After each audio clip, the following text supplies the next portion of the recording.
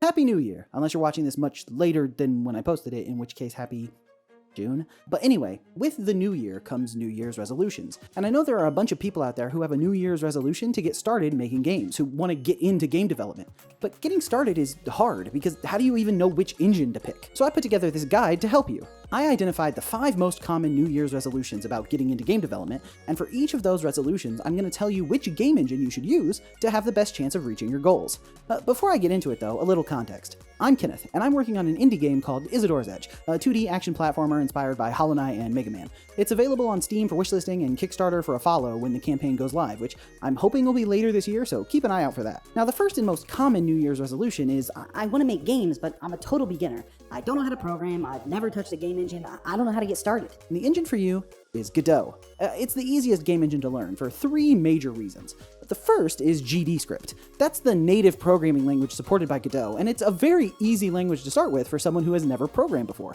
If you're using Unreal, then you're either doing visual scripting with blueprints or you're working with C++, both of which are more difficult to get into than GDScript. And with Unity, you'd be using C#, which is easier to learn than C++, but still isn't nearly as beginner-friendly as GDScript. It's not like you're losing out by using GDScript. Yeah, C++ might be a little faster if you're doing everything perfectly and not making any mistakes, but you're much better off spending the time you'd be learning C++ on actually making a game with GDScript. And the second thing that makes Godot great for beginners is its node-based structure. Everything in Godot is a node. There's a top-level node called the root, and then it has a bunch of child nodes, and then those children can have children, and you end up with one big tree of nodes that make up the whole game. That might sound a little bit complicated, but you already understand it, because that's how files on your computer work. You have one root folder that's like your C drive, and that has a bunch of folders inside of it. And those folders can have folders, and so on, until you have one big tree of folders that make up your whole file system. And Godot is the exact same as a file system, except for the folders are nodes. And if you still don't really get what I mean by that, it only takes a couple minutes of playing with nodes in the engine to really understand what's going on. But you might be asking,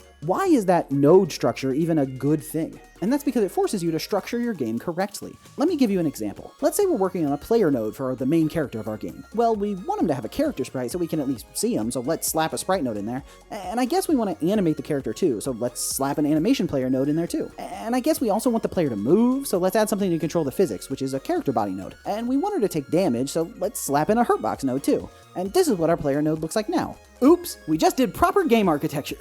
Just by doing the simplest thing possible and slapping in a new node whenever we needed to support a new feature, we've set up a highly modular component-based system. For a beginner, the fact that the engine sort of forces you to set up things properly is really, really useful. And then the third major reason that it's great for beginners is one that I'll tell you about in a little bit, because it overlaps nicely with a different type of New Year's resolution. But something else that might benefit you greatly if you're a beginner at game development is the sponsor of this video, Skillshare. Let's face it, game development requires like 100 different skill sets. Music, art, animation, programming, design, marketing, publishing, UI, UX. The list is really long. And that's what makes getting into game development such a daunting task. And one thing that people don't really think about is that learning itself is also a skill. And it's one of the most important skills for a game developer because we have to learn all that other stuff. And just like a painter can be limited by their brushes, or a musician could be limited by their instrument, a learner also needs the correct tools to help them learn. And that's where Skillshare comes in. It's the largest online learning community for creatives, and they cover every single skill required for game development with their huge variety of categories. They have design, art and illustration, which includes drawing, painting, digital art. They have music and audio, writing and publishing, marketing and business. And the animation and 3D category even has a special subcategory dedicated to game design and development. And the classes are taught by experts in the field. I mean, who better to teach you about animation than an expert animator with real life experience, right? I mean, even personally, I was playing around with a voxel module for Godot, and I realized that I might need to brush up on my shader experience if I wanted to blend the textures to my own satisfaction. So I followed this shader class that I found, and it was a great resource for refreshing some of those principles that I hadn't looked at in a minute. Not to mention, following along with something like this and actually participating in the activity is really great for getting the creativity flowing. Just like learning, creativity is also a skill, and the more you practice and train being creative, the better you'll get at it. Similarly, the more you practice learning, the better you'll get at learning. And like I love to say, the idea of being ready for something is a myth, so you should just hop in and start doing. And the first 500 people to use my link in the description will receive a 1-month free trial of Skillshare. So get started today. And a huge thank you to Skillshare for sponsoring this video. Now my hands are free to gesture. But that brings us to the second type of resolution, which is, I want to learn game development so I can get a job in the games industry. and if that's your goal, then your best bet is going to be Unreal Engine. That's a little funny coming from me because I've never used Unreal at any of the game studios I've worked at. On Halo Infinite, we used the Slipspace engine.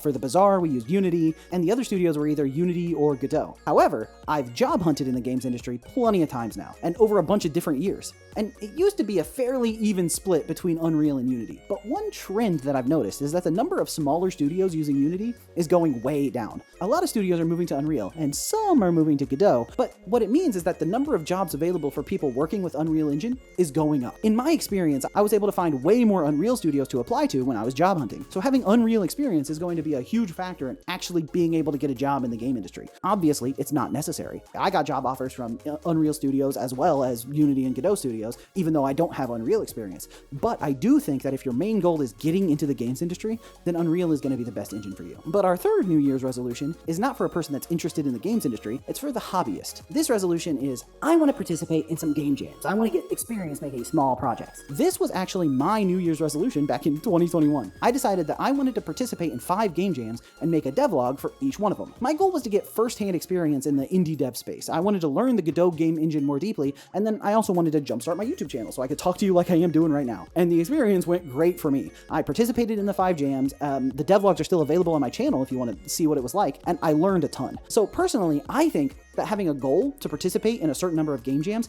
is an amazing way to get started with game development. And if you wanted to get started with game development, but you didn't actually have a specific resolution or goal in mind, then this would be the one to steal. Engine I'd recommend for doing these game jams is Godot. Now, the main reason that I love Godot for game jams is that it is incredibly lightweight. You can get into the engine and start playing around with like no friction at all. Compared to Unity, it's night and day. I bet I could install a fresh copy of Godot and get a 3D character controller set up and moving around in a scene before I could even open a project in Unity. And in fact, saying that made me want to test it, so I did. Here's me timing how long it takes to just create a new project in Unity and open it. That's all. That's all I'm doing. And I already have Unity installed on my computer. Installing Unity is like a process that takes 15-20 minutes if it goes quickly. And I'm gonna need Editor Senpai to massively speed up this footage because it's mad boring. It's just Unity opening. And you can see just opening a new project took more than 3 minutes. 3 minutes and 7 seconds. Now here's Godot.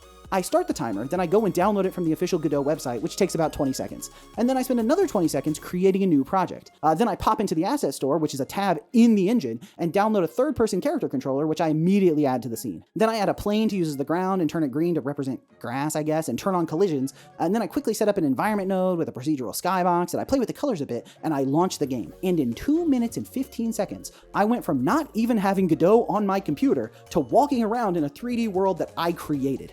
So yeah, Godot is crazy lightweight. And by the way, that's the third major reason that it's great for beginners. But on top of being lightweight, it's also super versatile. You can do 2D games, 3D games, any kind of art style. Basically, no matter what kind of game you want to make for a game jam, Godot can support it. And the skills that you learn while making that game very easily transfer to other games in Godot, even going from 2D to 3D. And all the tools in Godot are very easy to get started with, which means that each new skill that you need to pick up for a particular game jam is a lot more approachable in general. And on top of all of that, with the increasing size of the Godot community, there are a ton of great resources available. There are guides, tutorials, videos, everything you need to actually get started and successfully participate in a bunch of game jams. So when it comes to game jams, I think that Godot is the obvious choice. But that brings us to the fourth New Year's resolution, which is not someone who cares about game jam stuff. It's someone who wants to get started making their dream game. Now, obviously, the engine that you'll want to pick is heavily dependent on what type of game your dream game is.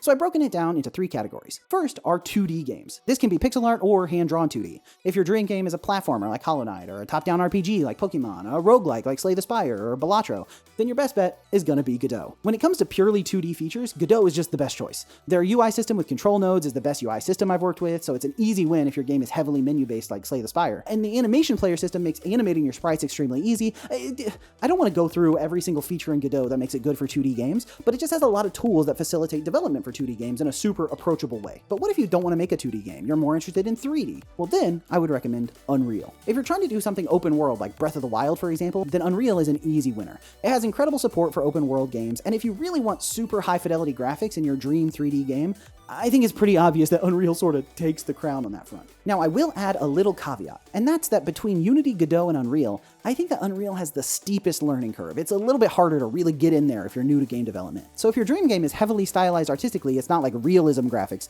and it has distinct levels, sort of like a 3D Mario game, then personally, I'd recommend going with Godot or Unity instead. Now, Unity might be the slightly better choice when it comes to features for 3D at the moment, but only a little. I think Godot is only just like barely behind if they aren't already at parity. And Godot is rapidly building out their 3D feature set, so honestly, if it were me, I'd go with Godot over Unity, even in this specific case, primarily because it's free and open source. Unless you want your 3D game to have online multiplayer, in that case, I would use Unity over Godot. I wouldn't necessarily recommend trying to make an online multiplayer game for your first project, but if that's your dream game, then go for it. But what if it's not 2D or 3D? What if you want to make a VR game? Well, in that case, Unity is going to be your best bet. They have far and away the best features for VR game development. Robust support for all kinds of different VR applications and hardware, as well as a ton of amazing resources for walking you through all the steps for setting up a VR game. I mean, when I wanted to learn how VR game development stuff worked, I followed the official Unity documentation on how to do it.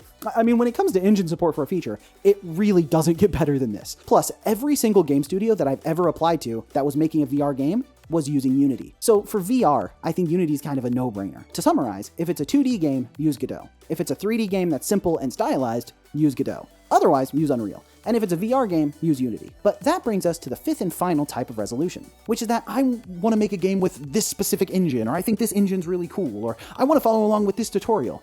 If you saw an awesome tutorial for Construct, or you really love Game Maker horror games, then the correct engine choice is the thing you're excited about. It feels really easy and straightforward and a little stupid to say that, but I've heard so many people say something along the lines of, Unity looks really cool, but I don't know if it's the right one for me to use.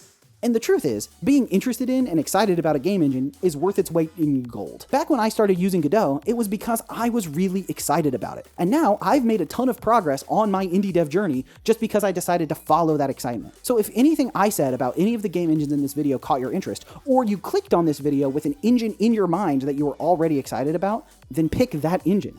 It's going to be the best choice for you. And so hopefully one of these 5 New Year's resolutions resonated with you, and now you know which engine to get started with so that you can go into the new year making games. Because really, I don't think there's a better hobby out there. Making Isadora's Edge has completely changed my life for the better, and I couldn't be happier with the decision I made to use Godot for it. And speaking of Isadora's Edge, I do want to give an update about that. I have some really cool stuff coming up. I mentioned in a previous devlog that Mango stepped back from the project, but we found a new environment artist, and they've been working on stuff behind the scenes that's really cool stuff. So once we get that all polished up and ready to go, I'm excited to show it off to you. I have a really cool video that I've been cooking up that's going to be coming out soon that's going to highlight some of the cool stuff that the new environment artist has been doing. And it's really good. I think you all are going to really like it. It's super exciting. Additionally, I should have a video about the Plague Doctor coming somewhat soon in the future. I've started focusing my attention on revamping that boss fight and fixing some of the issues it had, because the original design for that boss I did 2 years ago. And then I was reworking it and trying to get the video ready. And when I was working on the video for it, I realized there were a lot of flaws in it. And I was like, okay, well, let me fix these flaws real fast, because I don't want to rush out this half-baked video about the Plague Doctor that's not really good to go. But revamping those flaws has made me rethink a lot of stuff. And at this point, I'm sort of rambling, but I think you get it. The Plague Doctor video should be coming soon, and she's shaping up to be really sick. So if you haven't already, make sure you're subscribed to the channel so you can see those update videos when they come out, as well as, Steam, Kickstarter, all that good stuff. If you've already watched this far, you probably are already followed on all that stuff. But hopefully this video was helpful to you if you're trying to get started with game development in the new year, and lots of cool stuff coming in the future for Isadora's Edge and the Inbound Shovel YouTube channel. So let's go. That's not a strong outro. It's going to be a great 2025, everybody. And I definitely didn't record this in 2024. This is definitely 2025 right now. What do you mean? I recorded this ahead of time? That would be lying. I'm not a liar. If I recorded this in 2024, I should go straight to jail, huh? All right. Bye.